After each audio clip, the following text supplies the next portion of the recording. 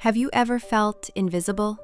Like no matter how hard you work, how much you sacrifice, the world just doesn't see you? Maya Patel sat at her desk, fingers flying across the keyboard, her eyes scanning the screen for errors. Again.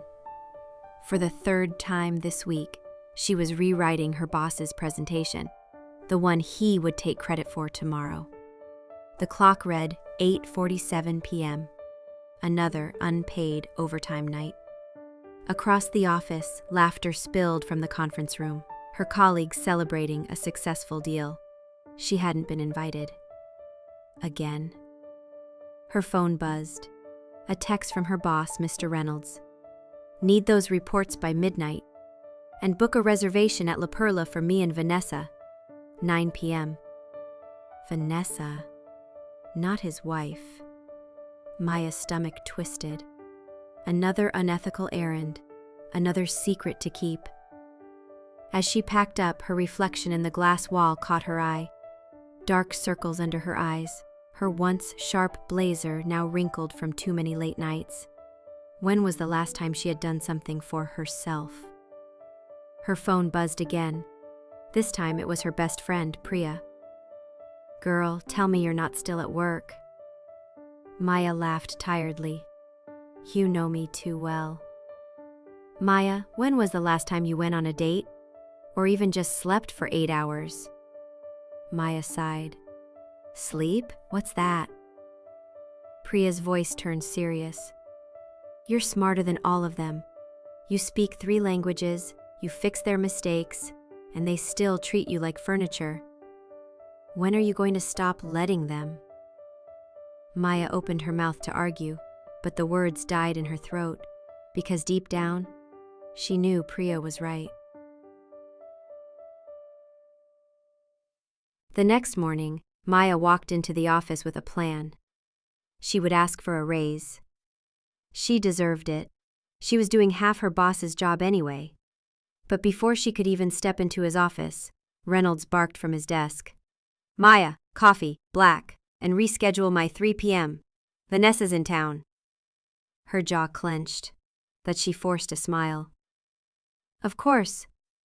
As she turned away, she overheard him laughing with a colleague. That girl's got no ambition. Perfect assistant material. Something inside her snapped. That night, she didn't cry. She didn't call Priya.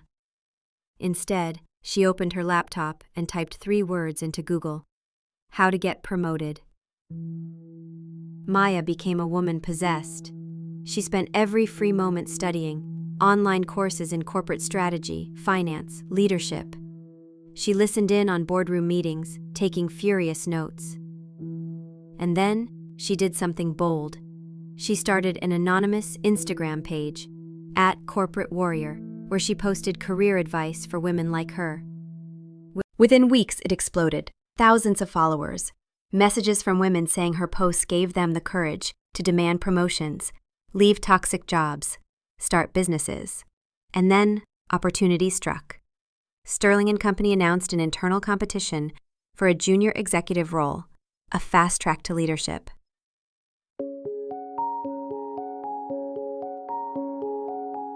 Maya knew Reynolds would never put her forward, so she did the unthinkable. She submitted her own application. And when HR called her in, confused, she played dumb. Oh, Mr. Reynolds didn't tell you? He said he'd handle the paperwork. A lie. A risk. But it worked. When the shortlist was announced, Maya's name was on it. The office buzzed with gossip. Who did she sleep with? How did she sneak in? Reynolds was livid. The sabotage began. Impossible deadlines. Rumors spread. Then the final blow.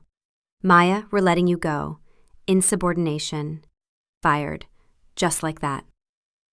She sat on her apartment floor that night, staring at her laptop, her future uncertain. Then her phone rang. Priya. This is the universe forcing you to bet on yourself. Now what are you going to do about it? Maya took her severance pay and poured it into a corporate warrior.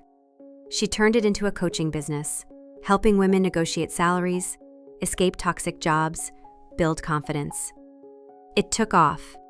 A former client, now a startup founder, offered her a consulting role. Months later, Sterling & Company was in chaos. Reynolds had driven away their biggest client. The board called Maya, desperate for help. She walked back into that office, head high, heels clicking, no longer invisible. And when they offered her a job to fix the mess, she smiled and said, "I don't work for companies that don't value women, but I'll buy this division from you." 5 years later, Maya Patel wasn't just a CEO. She was a movement. Her consulting firm trained thousands of women. Reynolds, now a disgraced middle manager, begging for a job. And as Maya sat in her sunlit office, scrolling through messages from women who'd found their power because of her, she finally understood. Her greatest strength wasn't just her intelligence, her resilience. It was her refusal to stay silent. So tell me, when will yours begin?